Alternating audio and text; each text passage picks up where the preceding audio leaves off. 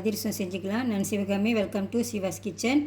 இங்கே ஒரு 250 கிராம், அதாவது கால் கிலோ அரிசி மாவு எடுத்து வச்சுருக்கேன். பேக்கெட்டில் உள்ளது. இதில் கொஞ்சமாக இப்போது சுக்கு பவுடர் சேர்த்துக்கலாம். ஒரு 3/4 டீஸ்பூன் மாதிரி. கொஞ்சம் ஏலக்காய் பவுடரு,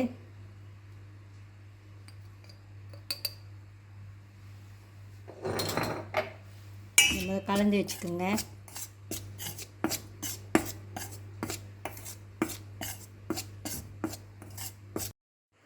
அடுத்து சீனி பாகு செஞ்சுக்கலாம்.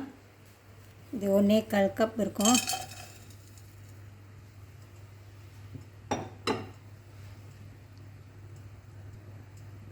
தண்ணி,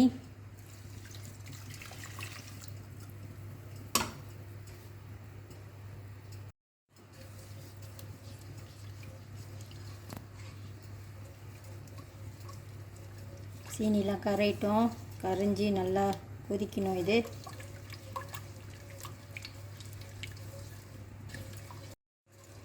நான் தீபாவளிக்கு பாரம்பரியமாக ட்ரெடிஷ்னலாக அதிரசம் எப்படி செய்யணுமோ அந்த மாதிரி வீடியோ போட்டிருந்தேன்.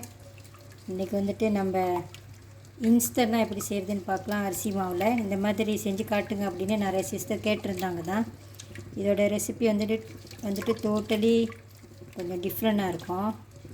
நானும் இப்போ தான் ஃபர்ஸ்ட் டைமாக இது செஞ்சு பார்க்குறேன்.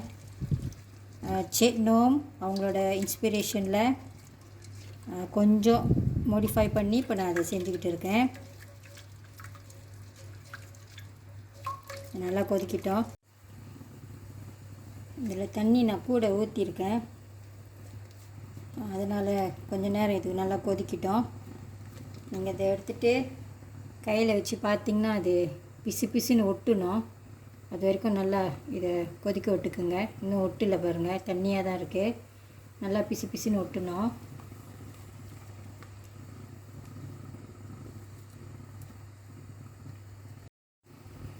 நல்லா இந்த மாதிரி நல்லா கொதிக்க விட்டுக்குங்க இந்த சீனியை.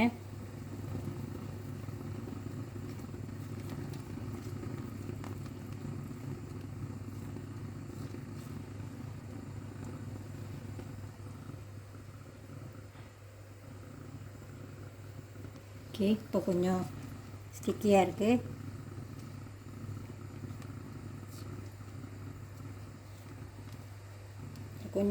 கொஞ்சமாக இதில் உப்பு சேர்த்துக்க போகிறேன், ஒரு பிஞ்ச் மாதிரி.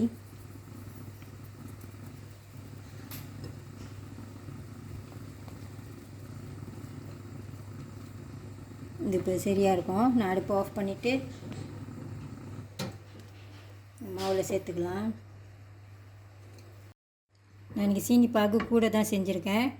அதனால் மாவு எடுத்து இதில் போடாமல் இந்த சீனி பாகு எடுத்து அந்த மாவில் ஊற்றி மிக்ஸ் பண்ணிக்க போகிறேன்.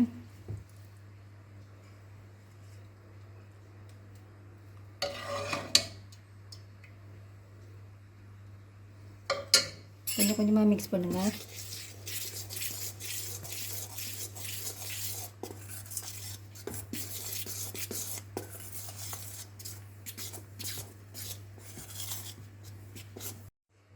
இந்த பாகு சூடாக இருக்கிறப்பவே இந்த மாவில் ஊற்றி மிக்ஸ் பண்ணணும். அப்போ தான் அந்த மாவு கொஞ்சம் வெந்துடும். இந்த சூடுலேயே அந்த மாவு கொஞ்சம் வெந்துடும்.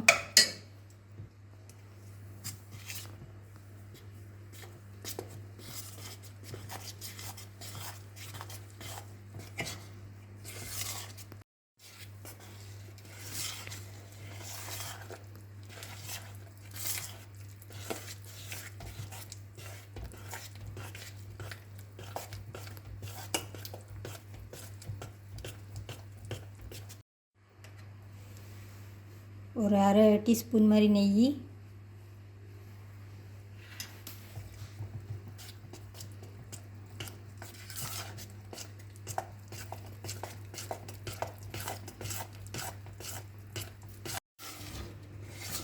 இந்த மாவு பக்குவம் இப்போ சரியாக இருக்கும். இந்த மாதிரி உழுவணும். இந்த மாவு கொஞ்சம் தண்ணியாக தான் இருக்கணும், அப்போ தான் நல்லா வரும்.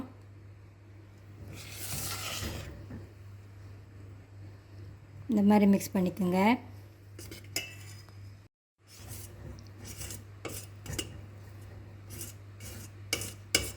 இந்த மாவை அப்படியே விட்டுட்டு ஒரு 2 நாள் கழித்து இந்த அதிரசத்தை நம்ம செஞ்சுக்கலாம். மேலே லேசாக கொஞ்சம் நெய் பூசி விட்ருங்க, அது காயாமல் இருக்கும்.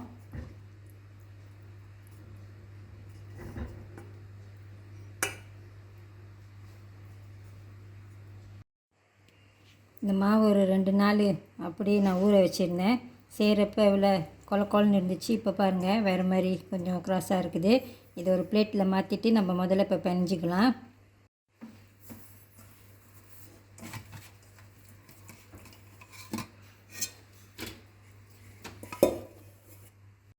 ஒரு வாட்டி பிணைஞ்சிக்குங்க.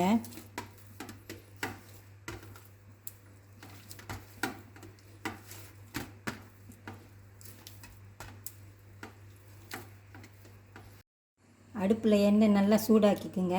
நான் இந்த அதிரசம்லாம் இந்த மாதிரி சின்ன சின்ன உருண்டையாக செஞ்சு வச்சுருக்கேன் பாருங்கள். அப்போ தான் சின்னங்காய் இருக்கும். அந்த மாதிரி ஒரு டம்ளர் எடுத்துருக்கேன், பிளாஸ்டிக் போட்டுக்கோங்க.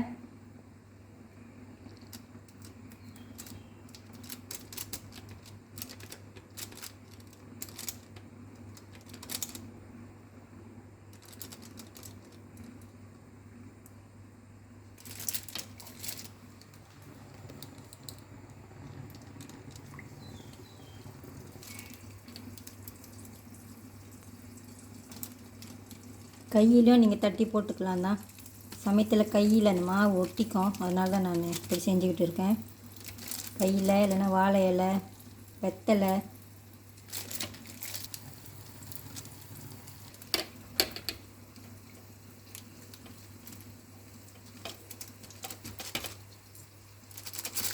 உங்களுக்கு பிடிச்ச சைஸில் நீங்கள் இதை செஞ்சுக்கலாம். நான் இந்த டம்ளர் சைஸ் தான் செஞ்சுக்கிட்டு இருக்கேன்.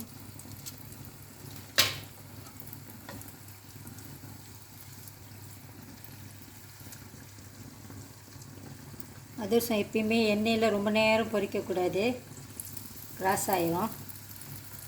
வெந்திருக்கும்.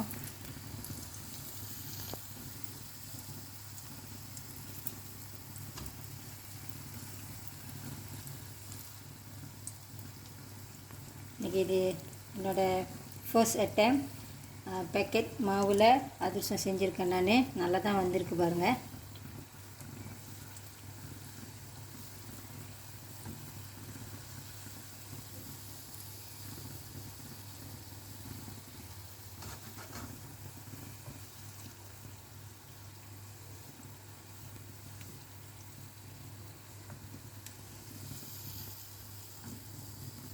அழகாக இருக்குது பாருங்கள். அதே மாதிரி இப்போ எல்லாத்தையும் செஞ்சுக்கலாம். 1 2 3 4 5 6 7 8 1 2 3 4 5. அப்படின்னா இங்கே ஒரு 40 அதிரசம் இருக்குது. 2 அதிரசம் நான் ஏற்கனவே சாப்பிட்டு பார்த்துட்டேன். அப்படின்னா இந்த ரெசிபிக்கு உங்களுக்கு 42 அதிரசம் கிடைக்கலாம். நான் வந்துட்டு இந்த டம்ளர் சைஸில் இந்த மாதிரி சைஸில் செஞ்சுருக்கேன். இன்றைக்கி இந்த அதிரசம் இன்றைக்கி ரொம்ப நல்லா வந்திருக்கு. வெளியெல்லாம் கிறிஸ்பியாக இருக்குது, உள்ளுக்கெல்லாம் மாவுலாம் வெந்து வெளியில் கிறிஸ்பியாக நல்லா இருக்குது. பசமாலாம்லாம் நம்ம வாங்கி சாப்பிடுவோமே அதே மாதிரி இருக்குது, ரொம்ப நல்லா இருக்குது.